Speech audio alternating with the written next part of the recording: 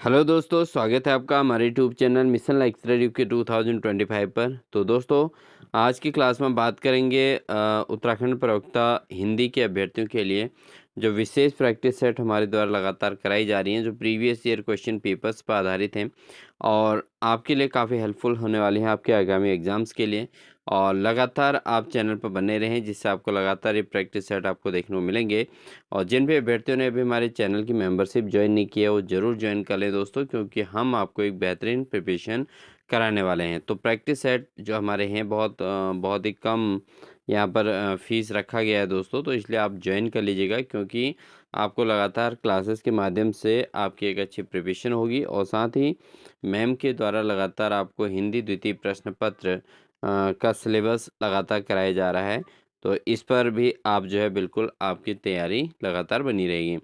तो बिना देरी किए हुए आज की क्लास को आगे बढ़ाते हैं और इससे पहले हमने 50 तक के क्वेश्चन कर लिए हैं दोस्तों। तो आज की क्लास में हम 51 से आगे बढ़ेंगे। तो यहाँ पर हमारा क्वेश्चन है, पहला क्वेश्चन लेते हैं दोस्तों कि रचना काल के आधार पर अज्ञेय की निम्नलिखित रचनाओं का सही अनुक्रम क्या है। तो इसमें अज्ञेय की जो रचनाएं दे रखी हैं दोस्तों, 4 रचनाएं दी गई हैं।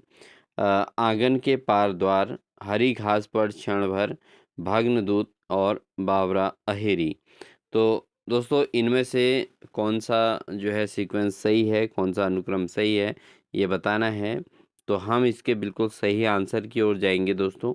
तो इस आधार पर अगर हम इसका सही आंसर देखें, सही अनुक्रम की बात करें जो अज्ञेय की रचनाएं हैं इसमें, तो दोस्तों इसका ऑप्शन नंबर बी सही होगा, क्योंकि भग्नदूत सबसे पहले इनकी रचना रही है।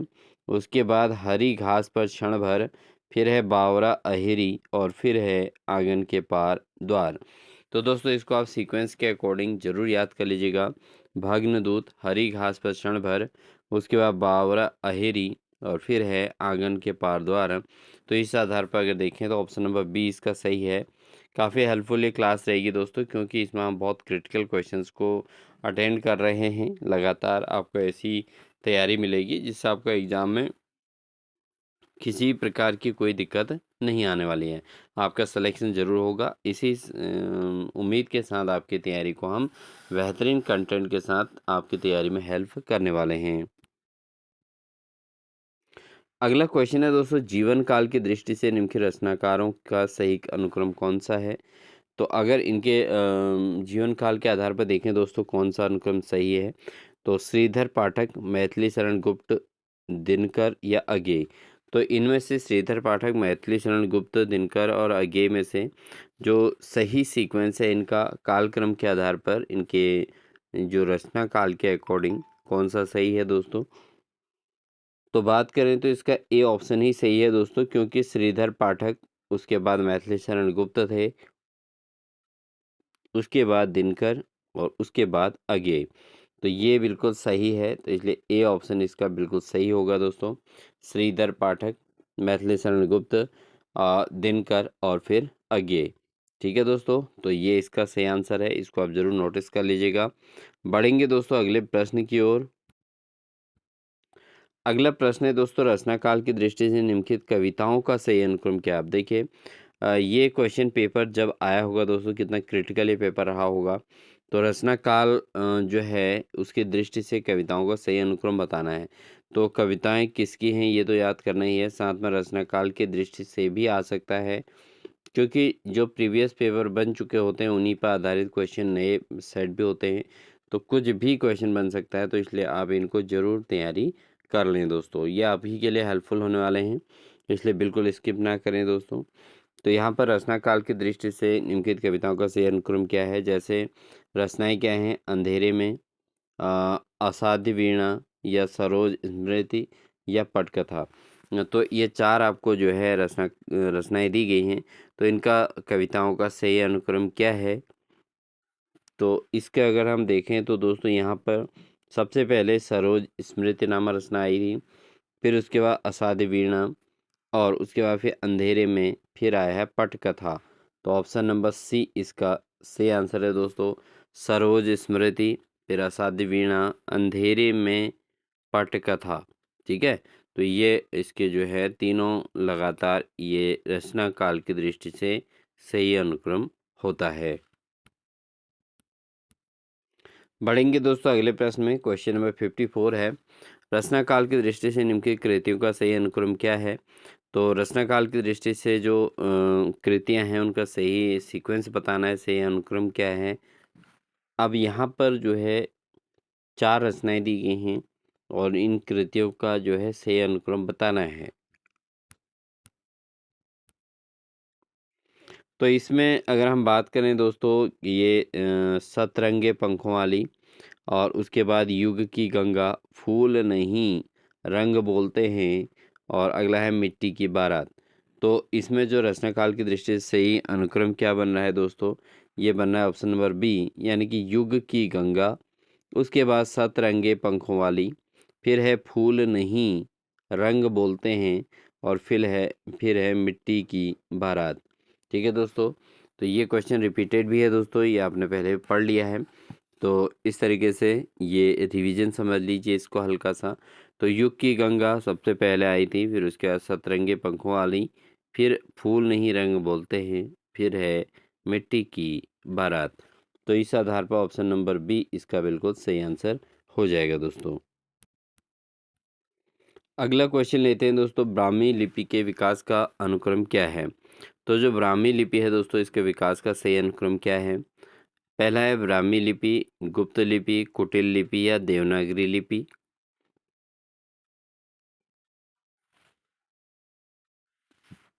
तो इसमें अगर हम बात करें तो इन चारों लिपियों का इन्हीं को आगे पीछे अल्टरनेट करके दिया है, और हम सही आंसर पे ही सीधे लक्ष्य करते हैं दोस्तों, क्योंकि सही आंसर अगर हम बोलेंगे तो आपको हो सकता है यहाँ पर याद भी हो जाए।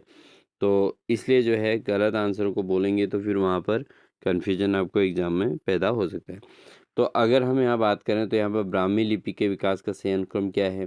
तो सबसे पहले ब्राह्मी लिपि ही डेवलप हुई थी, उसके बाद आई थी गुप्त लिपि, फिर आई थी कुटिल लिपि, और फिर आई थी दोस्तों देवनागरी लिपि। तो ब्राह्मी लिपि के विकास का अनुक्रम यह है कि ब्राह्मी लिपि सबसे पहले, फिर गुप्त लिपि आई, फिर कुटिल लिपि आई, फिर आई थी देवनागरी लिपि, जिसको हिंदी भाषा की प्रमुख लिपि जो है वो कौन सी है? देवनागरी लिपि है। तो ऑप्शन नंबर ए इसका बिल्कुल परफेक्ट आंसर बनेगा दोस्तों। ठीक है, बढ़ते हैं दोस्तों अगले प्रश्न में। अगला प्रश्न हमारा एग्जर्सन और रीजन से रिलेट है, यानी कि स्थापना और तर्क दिया गया है, ए और आर वाला है यहाँ पे। तो यहाँ पर ये कहा गया है, बिंब में अर्थ की संभाव्यता निहित होती है, क्योंकि अर्थ हमेशा निश्चित होता है। तो यहाँ पर दोस्तों इसका जो कथन दिया गया है, स्थापना दिया गया है कि बिंब में अर्थ की संभाव्यता निहित रहती है, तो ये जो है गलत है। ठीक है, और उसके अलावा अगर हम बात करें, तर्क की बात करें, क्योंकि अर्थ हमेशा निश्चित होता है, बिल्कुल नहीं, अर्थ निश्चित नहीं होता। तो इस आधार पर बिंब में अर्थ की संभाव्यता निहित रहती है, और क्योंकि अर्थ हमेशा निश्चित रहता है, तो ये दोनों गलत हो रहे हैं दोस्तों। तो यहाँ पर अगर हम देखें कौन सा ऑप्शन सही बनेगा, ऑप्शन नंबर सी सही होना चाहिए, क्योंकि यहाँ पर ए सही आर गलत। अगर हम यहाँ पर बात करें दोस्तों कि जो बिंब की स्थिति है वो क्या है कि बिंब में अर्थ की संभाव्यता निहित रहती है, बिल्कुल ये निहित रहती है, निहित होती है कहा गया है, तो इसलिए सही है। क्योंकि बिंब में क्या होता है दोस्तों, अर्थ जो है छिपा रहता है, तो अर्थ की संभावना इसमें व्यक्त की जाती है, तो निहित होती है था ये, तो ये बिल्कुल सही है। क्योंकि बिंब के अंतर्गत जो है उसके अर्थ की संभावना निहित रहती है, यानी कि वो पॉसिबिलिटी होती है। लेकिन जो इसका तर्क दिया है, क्योंकि अर्थ हमेशा निश्चित होता है, बिल्कुल गलत है, अर्थ निश्चित नहीं होता है। तो इस आधार पर अगर देखें तो ए तो बिल्कुल सही है, लेकिन आर क्या है? गलत है। तो ऑप्शन नंबर सी इसका सही हो जाएगा, ए सही है, आर गलत है। ठीक है, अगला क्वेश्चन है स्थापना और तर्क पर। तो जिस प्रकार आत्मा का मुक्तावस्था ज्ञान दशा कहलाती है, उसी प्रकार हृदय की मुक्तावस्था जो है रस दशा कहलाती है। तो जैसे आत्मा की मुक्तावस्था जो है तो ज्ञान दशा कहलाती है, और उसी प्रकार हृदय की मुक्तावस्था जो है रस दशा कहलाती है। इस पर तर्क दिया है, क्योंकि कविता में कवि हृदय लोक सामान्य की भूमि पर पहुंच जाता है। तो ये इसके लिए तर्क दिया है, क्योंकि कविता में जो कवि होता है वो हृदय की लोक सामान्य की भूमि पर पहुंच जाता है।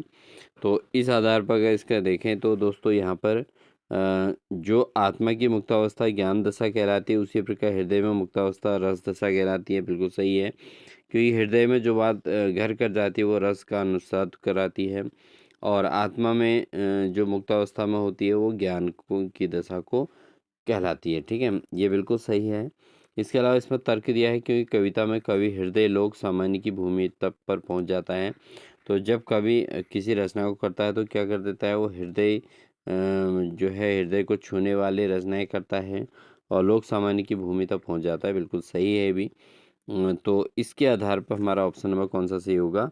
ऑप्शन नंबर बी सही होगा, क्योंकि ए और आर दोनों ही सही हैं। तो ऑप्शन नंबर बी इसका सही आंसर बनेगा दोस्तों। अगला क्वेश्चन है दोस्तों 58, स्थापना इनके एग्जेशन और तर्क पर आधारित है। प्रेमचंद यथार्थवाद से आदर्शवाद को श्रेष्ठ समझते थे। तो प्रेमचंद क्या करते थे? यथार्थवाद के कंपेयर में आदर्शवाद को श्रेष्ठ समझते थे। तो इस आधार पर देखें कि ये तो बिल्कुल सही है, क्योंकि ये आदर्शवाद के समर्थक थे प्रेमचंद। ठीक है, यथार्थवाद से आदर्शवाद को ज़्यादा इन्होंने महत्व दिया है। तर्क की बात करें, क्योंकि आदर्शवाद उनकी दृष्टि में संपूर्ण जीवन दृष्टि है। ये बिल्कुल गलत है कि संपूर्ण जीवन दृष्टि आदर्शवाद ही नहीं है, बल्कि उन्होंने यथार्थवाद को भी महत्व दिया है। लेकिन क्या है दोस्तों कि उन्होंने आदर्शवाद को श्रेष्ठ माना है। तो ये चीज़ बिल्कुल सही है। तो इस आधार पर अगर हम देखें तो इसका जो है ऑप्शन नंबर ए सही है, क्योंकि ए सही है, आर गलत है। बिल्कुल सही है, क्योंकि ए में तो उन्होंने बात की है कि यथार्थवाद के कंपेयर में आदर्शवाद श्रेष्ठ है, ये बात इन्होंने ज़रूर मानी है। लेकिन ऐसा नहीं है कि आदर्शवाद उनकी दृष्टि में संपूर्ण जीवन दृश्य है, ये नहीं है। ठीक है, तो इस चीज़ का आपने ध्यान रखना है। किस बात के समर्थक थे प्रेमचंद? आदर्शवाद के समर्थक थे। बढ़ते हैं दोस्तों अगले प्रश्न में। अगला क्वेश्चन है दोस्तों, इसमें भी एग्जर्शन और रीजन है। तो यहाँ पर बात करें, ए है कला मात्र के लिए वही साहित्य हो सकता है जो विचार शून्य हो। तो कला मात्र की अगर हम बात करें, केवल कलात्मकता की बात करें, तो वही साहित्य है जो विचार शून्य हो। और दूसरा इसका रीजन दे रखा है, क्योंकि कला विचारों से पलायन है। यानी कि ये मानता है कि कला जो है विचारों से पलायन है, यानी कि कला के अंतर्गत विचार आते ही नहीं है, यानी कि वो पलायन वेग के साथ निकल जाते हैं। तो यहाँ पर अगर हम बात करें दोस्तों, कला मात्र में वही साहित्य हो सकता है जो विचार शून्य है। भाई ये बिल्कुल गलत है, क्योंकि कलात्मकता के अंतर्गत विचारों का आदान प्रदान होता है, और विचारों से ही कला उत्पन्न होती है। ठीक है, जब सोचने की क्षमता ही नहीं होगी तो क्या कलात्मकता आएगी? तो ये तो पॉसिबल नहीं है। तो इसलिए विचार शून्य हो ऐसा तो पॉसिबल ही नहीं है, क्योंकि कला विचारों से पलायन है, ये बिल्कुल ही अर्थहीन है यहाँ पे। तो दोनों स्थितियों को समझें तो इसका जो है बी ऑप्शन सही होगा, क्योंकि इसमें ए और आर दोनों ही गलत हो रहे हैं। ठीक है, ए और आर दोनों गलत हैं, तो इसका मतलब बी ऑप्शन सही हो जाएगा। बढ़ते हैं दोस्तों क्वेश्चन नंबर 60 पर। क्वेश्चन नंबर 60 है, कहानी छोटे मुंह बड़ी बात करती है। और इसका रीजन है, क्योंकि कहानी लघु जीवन खंड के माध्यम से एक संपूर्ण जीवन बोध या सत्य को प्रकाशित करती है। तो यहाँ पर इन्होंने जो एक बात कही कि कहानी छोटे मुंह बड़ी बात है, तो इसको लेकर हम बात करें तो बिल्कुल बात सही है, क्योंकि कहानी तो क्या होती है, कम बातों में अधिक चीज़ों को प्रस्तुतिकरण करती है, जिसको हम कह सकते हैं छोटा मुंह बड़ी बात।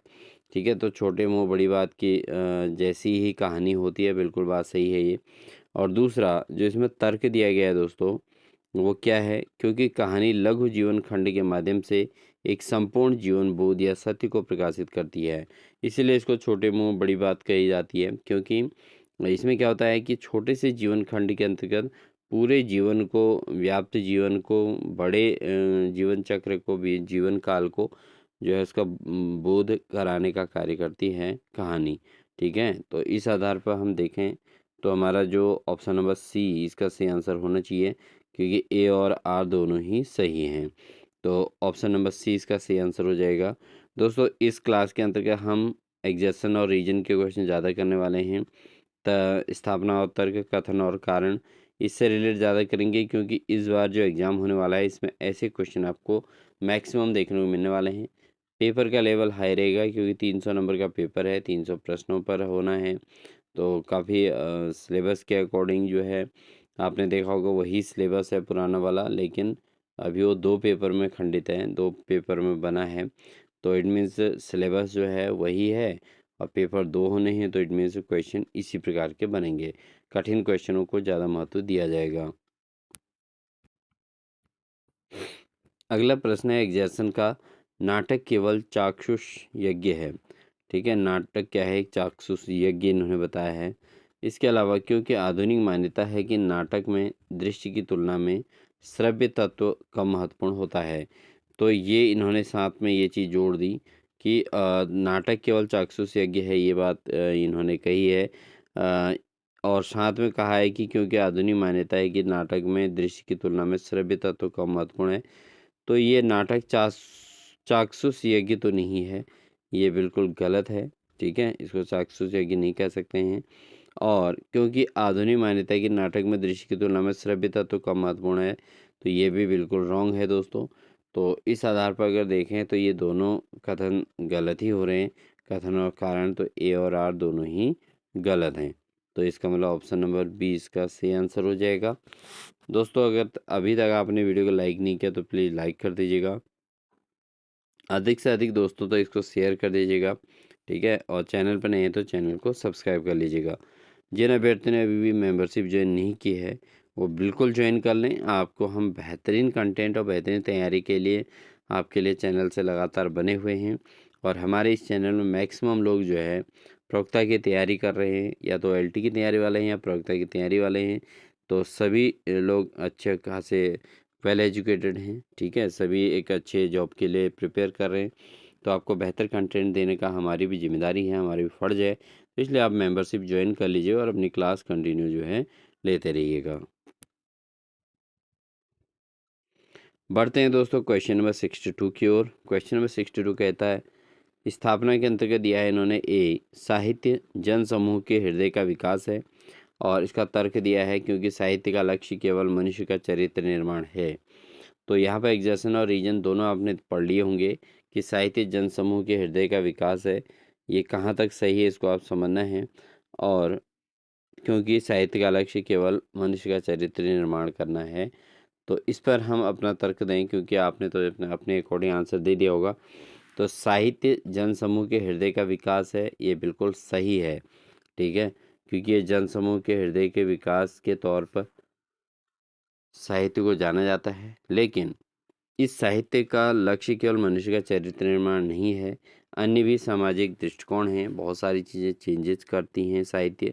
साहित्य के द्वारा समाज में काफ़ी सारा परिवर्तन होता है, काफ़ी सारी चीज़ों में फेरबदल होता है। तो ये चीज़ें होती हैं, इसलिए केवल चरित्र का निर्माण करने तक सीमित नहीं है, अन्य चीज़ों को भी विकसित करती हैं। तो इस आधार पर अगर हम देखें तो इसका ए तो सही है लेकिन आर गलत है। तो ऑप्शन नंबर डी इसका सही आंसर हो जाएगा दोस्तों। ठीक है, तो ऑप्शन नंबर डी सही है इसका। अगला क्वेश्चन लेते हैं दोस्तों। अगला क्वेश्चन है ए, इसमें जो स्थापना दिया गया है ए, काव्य आत्मा की संकल्पनात्मक अनुभूति है जिसका संबंध विश्लेषण, विकल्प या विज्ञान से नहीं है। दूसरा इन्होंने आर कहा है क्योंकि विज्ञान का संबंध संवेदना से नहीं होता। तो कौन सा कथन इसमें सही है, क्या है, इसमें हम बात करेंगे। तो अगर हम बात करें तो काव्य आत्मा की संकल्पना अनुभूति होती है।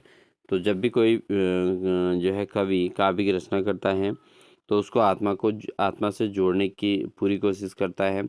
ठीक है, तो आत्म संकल्पना की अनुभूति होती है जिसका संबंध विश्लेषण, विकल्प या विज्ञान से नहीं है। तो अगर हम बात करें इसका पूरी तरीके से संबंध जो है आत्म अनुभूति से है, संकल्पना की अनुभूति से है।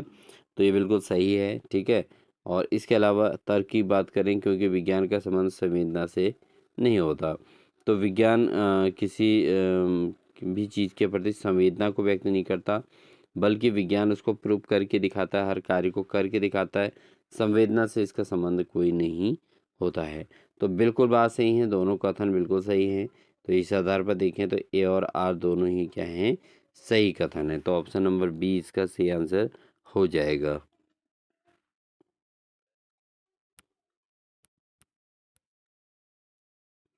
अगला क्वेश्चन है दोस्तों, स्थापना इसका जो दिया है, संस्कृति के विकास के लिए मानसिक स्वतंत्रता अनिवार्य है। और इसका जो तर्क दिया है, क्योंकि संस्कृति एक मानसिक व्यवहार है, तो संस्कृति क्या है, मानसिक व्यापार के तौर पे इन्होंने माना है। तो इसकी अगर हम बात करें दोस्तों, यहाँ पर संस्कृति के विकास के लिए मानसिक स्वतंत्रता अनिवार्य है। अगर सांस्कृतिक डेवलपमेंट करना है तो मेंटल जो है क्या चाहिए, इंडिपेंडेंस चाहिए दोस्तों, ठीक है। तो संस्कृति का विकास करना है तो मानसिक तौर पर स्वतंत्रता चाहिए, बिल्कुल सही है। इसके अलावा इसमें तर्क दिया गया है, क्योंकि संस्कृति एक मानसिक व्यापार है। तो संस्कृति के अंतर्गत क्या होता है, मानसिक रूप से आदमी स्वस्थ होना जरूरी है, तभी संस्कृति का विकास किया जा सकता है। तो ये तो दोनों कथन सही हो रहे हैं दोस्तों। तो इसका जो सही आंसर बनेगा वो क्या बनेगा, इसका बन जाएगा डी वाला ऑप्शन, क्योंकि ए और आर दोनों सही हैं, डी वाले ऑप्शन में दिया गया है। अगला क्वेश्चन है दोस्तों 65। तो यहाँ पर एग्जर्शन जो दिया गया है दोस्तों, वो दिया गया है, स्त्री पैदा नहीं होती बनाई जाती है।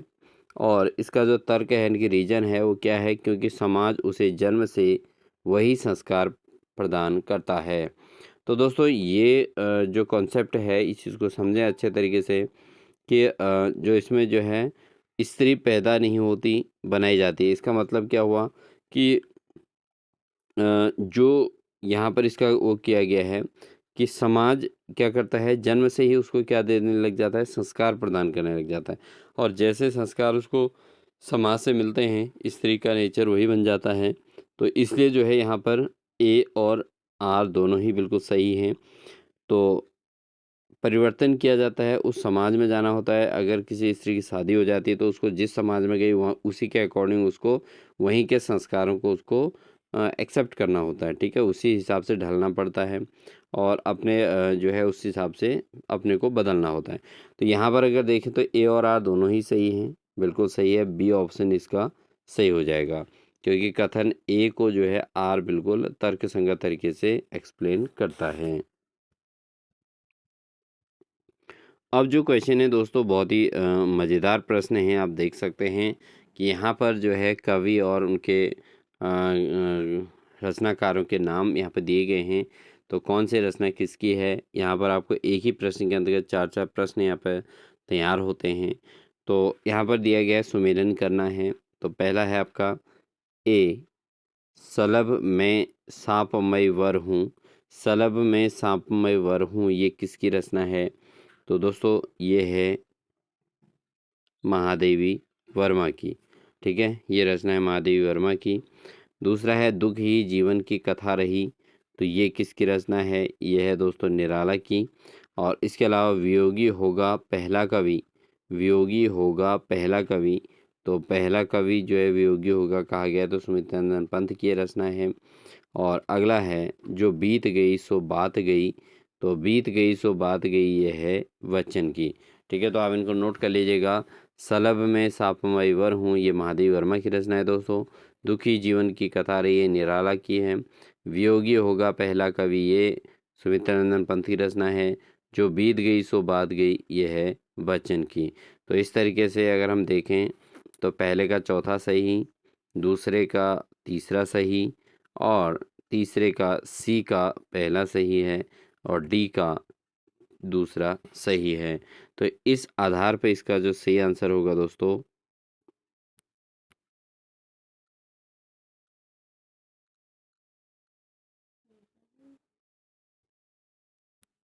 वो होगा ऑप्शन नंबर सी, ठीक है।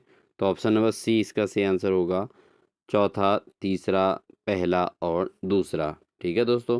तो ये इसके जो है ऑप्शन नंबर सी इसका सही आंसर हो जाएगा। बहुत इंपॉर्टेंट प्रश्न है दोस्तों, काफ़ी इसमें इंपॉर्टेंट रचनाएँ आई हुई हैं। तो इनको आप ज़रूर नोट कर लीजिएगा और एग्ज़ाम के दृष्टिकोण से तैयार ज़रूर कीजिएगा।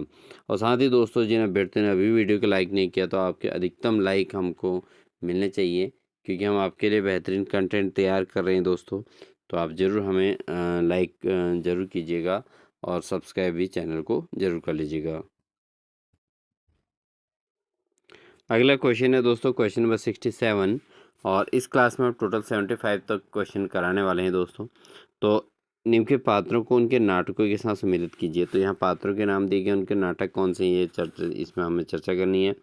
तो अब इसमें बात करें तो दोस्तों जो मल्लिका है, ये मल्लिका किस नाटक की कैरेक्टर रही हैं, पात्र के तौर पर रही हैं। तो मल्लिका रही हैं दोस्तों आषाढ़ के एक दिन, ठीक है, आषाढ़ का एक दिन जो रचना है उसका पात्र रही है मल्लिका। इसके अलावा देवसेना की अगर बात करें दोस्तों, देवसेना जो रही है, देवसेना जो पात्र है दोस्तों किसका है, स्कंदगुप्त का। इसके अलावा सीलवती, सीलवती जो है दोस्तों, ये सीलवती किसके पात्र रही है, यह है सूर्य के अंतिम किरण से सूर्य की पहली किरण तक, ठीक है, सूर्य के अंतिम किरण से सूर्य की पहली किरण तक इस नाटक के जो है पात्र रही सीलवती। उसके अलावा अगर हम बात करें शर्मिष्ठा की, अगर हम बात करें दोस्तों, तो शर्मिष्ठा जो दोस्तों ये है, ये किसका पात्र है, ये है देहांतर की, किसकी, देहांतर की पात्र है। तो इस आधार पर अगर हम देखें तो इसका जो ऑप्शन नंबर सी इसका सही आंसर हो जाएगा दोस्तों। तो ऑप्शन नंबर सी इसका सही आंसर है। तो देख सकते हैं आप, इसका ऑप्शन नंबर सी इसका सही आंसर हो जाएगा। तो इस प्रकार के प्रश्नों को आप ज़रूर नोट कर लें दोस्तों, क्योंकि ये एग्ज़ाम में आपको फिर आपके स्कोर कम करेंगे, इसलिए जो है बेहतरीन प्रिपरेशन के लिए नोट भी करते रहें। तो मल्लिका किससे, आषाढ़ का एक दिन। देवसेना जो है दोस्तों ये स्कंदगुप्त, ठीक है। उसके अलावा सीलवती जो है वो देहांतर। सीलवती जो है दोस्तों किसका है, यह है सूर्य की अंतिम किरण से सूर्य की पहली किरण तक। और जो शर्मिष्ठा है दोस्तों वो किससे है, देहांतर से, ठीक है। तो इस आधार पर आप इसको प्रिपेयर कर लीजिएगा। अगला क्वेश्चन है दोस्तों आंचलिक उपन्यासकारों और उनके लेखकों, उपन्यासों और उनके लेखकों के नाम से है। तो आंचलिक जो उपन्यास हैं और उनके लेखक कौन है, इस पर हमें चर्चा करनी है। जैसे पहला है दोस्तों यहाँ पर रतिनाथ की चाची। तो रतिनाथ की चाची जो है ये उपन्यास है, आंचलिक उपन्यास है। इसके लेखक कौन हैं, तो इसके लेखक हैं दोस्तों नागार्जुन, ठीक है। तो नागार्जुन द्वारा लिखित यह आंचलिक उपन्यास है। इसके अलावा परती परिकथा, अगर हम बात करें परती परिकथा की, तो ये है दोस्तों फणीश्वर नाथ रेणु की। इसके अलावा कब तक पुकारूं, कब तक पुकारूं जो रचना है दोस्तों किसकी है, रांगे राघव की है। और इसके अलावा जो हमारा पानी के प्राचीर, ये जो रचना है दोस्तों किसकी है, ये है रामदरस मिश्र की, ठीक है। पानी के प्राचीर के रचनाकार कौन है, उपन्यास के लेखक कौन है, तो इसके लेखक जो हैं दोस्तों पानी के प्राचीर के, वह है रामदरस मिश्र, ठीक है। कब तक पुकारों के रांगे राघव के दोस्तों रिवाइज करा देते हैं। परती परिकथा के हिमांशु श्रीवास्तव हो गए, सॉरी फणीश्वर नाथ रेणु हो गए। और इसके अलावा दोस्तों यहाँ पर रतिनाथ की चाची, इसके जो है नागार्जुन है, ठीक है। अगर आप अच्छे से प्रिपेयर नहीं कर पा रहे हैं दोस्तों, वीडियो को पॉज कर लें और इन्हें ज़रूर नोट कर लीजिएगा, ठीक है। जब नोट कर लेंगे तो आपको रिवीजन में सेल्फ स्टडी से ज़्यादा फ़ायदा इसमें मिल जाएगा, ठीक है। तो इस चीज़ को आप ध्यान रखें दोस्तों। अगला क्वेश्चन लेते हैं दोस्तों, निम्नलिखित कवियों के साथ उनकी कृतियों को सम्मिलित कीजिए। तो कवि और उनकी कृतियाँ हमने देखनी हैं। तो कवि जो है चिंतामणि हैं, मतीराम है, भूषण है, बोधा हैं। तो दोस्तों जो कवि हैं उनकी कृतियों से इनको सम्मिलित करने के लिए देखते हैं क्या है। जैसे चिंतामणि की रचना कौन सी है, उनकी कृतियाँ, उनकी कृति कौन सी है। तो इस पर अगर हम बात करें तो चिंतामणि की जो कृति है दोस्तों वह है आपके कवि कुल कल्पतरु, क्या है, कवि कुल कल्पतरु इनकी रचना है, ठीक है। इसके अलावा जो मतीराम की है दोस्तों वो कौन सा है, मतीराम की जो रचना है दोस्तों वह है वृत्त कौमुदी, ठीक है। तो वृत्त कौमुदी जो रचना है ये मतीराम की है। और चिंतामणि की जो रचना है दोस्तों वह है कवि कुल कल्पतरु, ठीक है। इसके अलावा अगर हम बात करें भूषण की, तो भूषण की जो रचना है दोस्तों वह है छत्रसाल दशक, ठीक है। इसके अलावा बोधा जो कवि हैं तो बोधा की जो रचना है दोस्तों वह है विरह वारिश। विरह वारिश जो है ये बोधा की रचना है। तो इस आधार पर देखें तो इसका ऑप्शन नंबर बी बिल्कुल सही आंसर हो जाएगा। ठीक है, तो चिंतामणि किसकी है? कवि कुल कल्पतरु की। मतीराम जो रचना है दोस्तों वृत्त कौमुदी। भूषण की रचना है छत्रसाल दशक।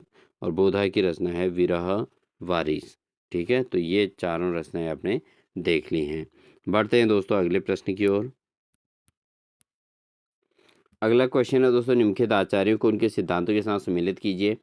अब जो आचार्य हैं और उनके सिद्धांत हैं दोस्तों क्या हैं? अगर हम बात करें वल्लभाचार्य की, तो वल्लभाचार्य के जो सिद्धांत है दोस्तों वह है शुद्धा सिद्धांतवाद। ठीक है, वल्लभाचार्य की रचना है ये। इसके अलावा निम्बकाचार्य का क्या है? निम्बकाचार्य का जो है वो क्या है दोस्तों? वो है द्वैताद्वैतवाद। ठीक है, निम्बकाचार्य का है। इसके अलावा रामानुजाचार्य का जो है वो दोस्तों है विशिष्टाद्वैतवाद। ठीक है, तो ये रामानुजाचार्य का है। और इसके अलावा अगर हम बात करें मध्वाचार्य का जो है दोस्तों वो कौन सा है? ये है दोस्तों द्वैतवाद। ठीक है, तो इस तरीके से ये चारों जो है आपके ऑप्शन बनते हैं। वल्लभाचार्य का शुद्धाद्वैतवाद, और इसके अलावा निम्बकाचार्य का है दोस्तों वह है आपका द्वैताद्वैतवाद। इसके अलावा रामानुजाचार्य का है विशिष्टाद्वैतवाद, और साथ ही मध्वाचार्य का है ये जो है दोस्तों वह है द्वैतवाद। ठीक है, तो इस आधार पर ऑप्शन नंबर ए ही इसका सही आंसर हो रहा है दोस्तों। तो आप इसको देख सकते हैं, ऑप्शन नंबर ए इसका बिल्कुल फिट बैठ रहा है। तो अगले क्वेश्चन की ओर बढ़ेंगे। क्वेश्चन नंबर 71 है दोस्तों, निम्नलिखित कृतियों को उनके कवियों के साथ सम्मिलित कीजिए। तो कृतियाँ और उनके कवियों के नाम दिए गए हैं। तो इसमें दोस्तों जो है यहाँ पर चंदायन, चंदायन किसकी कृति है ये बताना है। और ऑप्शन दिए हैं कुतुबन, मंझान, और उसके अलावा मुल्ला दाऊद या जैसी या दामोदर कवि। ठीक है, तो ये कवियों के नाम दे रखे हैं। तो इसमें अगर हम बात करें दोस्तों, जो चंदायन है दोस्तों किसकी है? यह है मुल्ला दाऊद की। उसके अलावा मृगावती जो रचना है दोस्तों, मृगावती के रचनाकार हैं कुतुबन। इसके अलावा अखरावट, अखरावट जो रचना है दोस्तों किसकी है? वो जयसी की है। और साथ में मधुमालती, मधुमालती जो रचना है दोस्तों मंजन की है। ठीक है, तो ये आपके सही आंसर हो जाते हैं। चंदायन की मुल्ला दाऊद, चंदायन जो रचना है मुल्ला दाऊद की है। मृगावती जो है कुतुबन की है। अखरावट जो है जयसी की है। और मधुमालती जो है दोस्तों ये मंजान की है। तो इसका ऑप्शन नंबर आपका जो बनेगा, इस आधार पर देखें तो दोस्तों ऑप्शन नंबर डी इसका सही बनता है। क्योंकि इसमें जो है पहले का थर्ड था, और दूसरे का क्या था दोस्तों? बी का पहला वाला था, और सी का जो है चौथा वाला, है ना, और डी का जो है दूसरा वाला। ठीक है, तो इस तरीके से ऑप्शन नंबर डी इसका सही फिट बैठ रहा है। तो ये सही आंसर है। दोस्तों अगर वीडियो लाइक नहीं किया तो प्लीज़ लाइक ज़रूर कर दीजिएगा। और आपको इसी प्रकार का बेहतरीन कंटेंट हमारे द्वारा लगातार देखने को मिलने वाला है। एक ही प्रश्न में आपको काफ़ी सारी चीज़ें तैयार हो जाएंगी। तो इसलिए जो है आप लगातार हमारे चैनल पर बने रहें। जिन्होंने मेंबरशिप ज्वाइन नहीं किया हो तो ज़रूर मेंबरशिप ज्वाइन कर लें। बहुत मिनिमम कॉस्ट में मेंबरशिप है, कोई ज़्यादा कठिनाई नहीं है, सामान्य है। बेरोज़गारी के दंश झेल रहे अभ्यर्थियों के हिसाब से ही ये कॉस्ट हमने रखी है दोस्तों। तो इसलिए जो है आप ज़रूर मेंबरशिप ज्वाइन करें, जिससे हमें मोटिवेशन मिलता रहेगा और साथ ही जो है आपको क्लासेस बेहतरीन मिलते रहेंगी। अगला क्वेश्चन है दोस्तों, निम्नलिखित कवियों को उनकी कृतियों के साथ सम्मिलित कीजिए। तो जो कवि हैं उनकी कृतियों के साथ सम्मिलित करना है। जैसे स्वयंभू हैं, पुष्पदंत हैं, अब्दुल रहमान हैं, सवरपा हैं।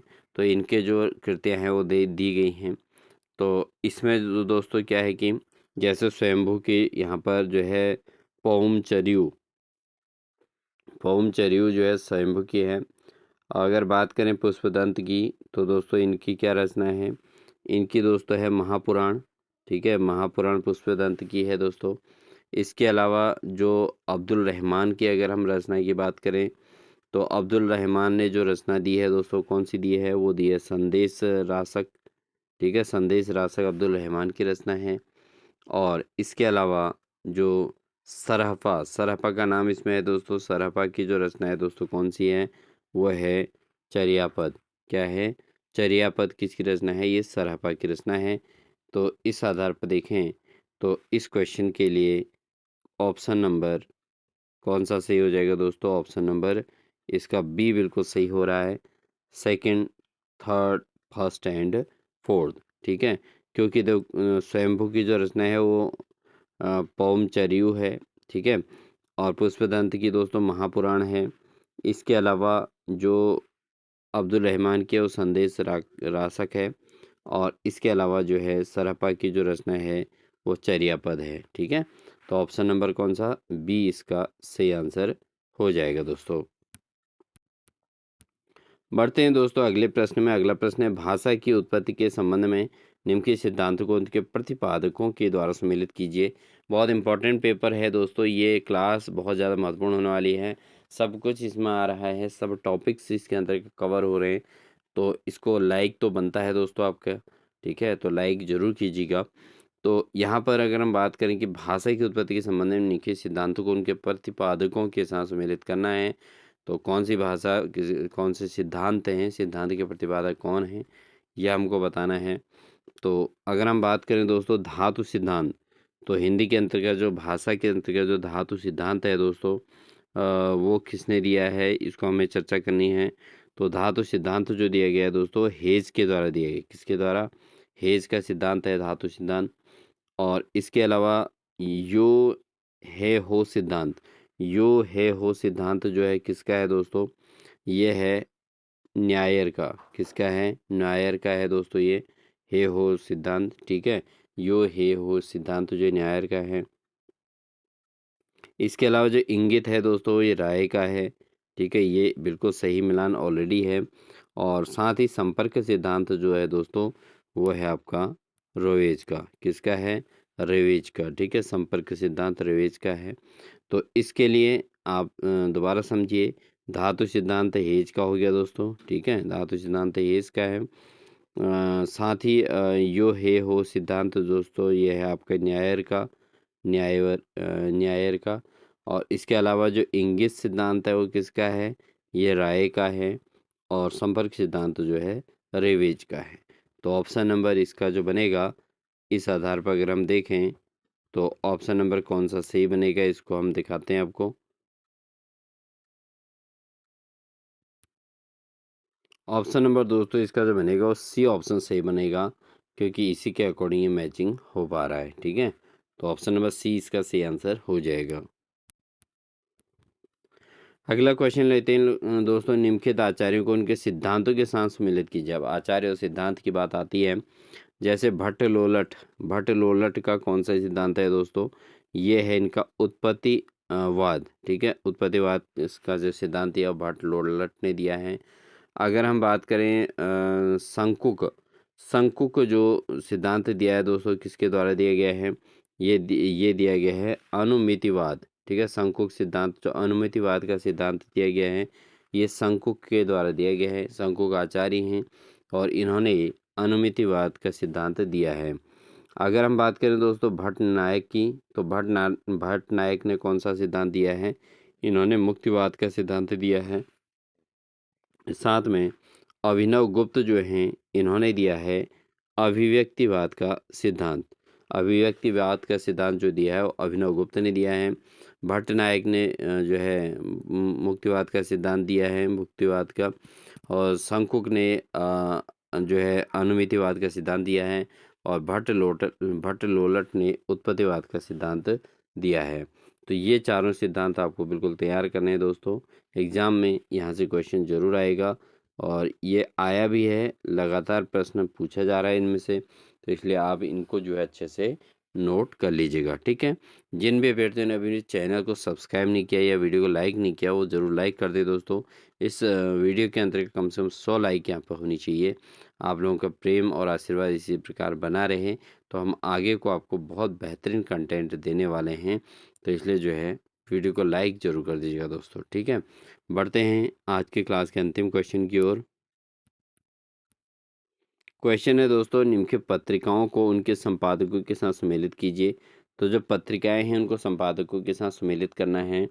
तो अगर हम पत्रिका बात करें प्रतीक, तो प्रतीक जो पत्रिका है दोस्तों किसकी है? तो ये है दोस्तों अज्ञेय की, ठीक है?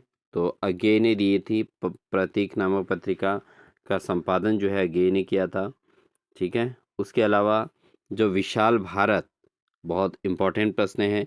विशाल भारत जो पत्रिका है इसका जो संपादन किया था वो किया था बनारसी दास चतुर्वेदी ने, ठीक है? विशाल भारत का किसने किया था? बनारसी दास चतुर्वेदी ने किया था।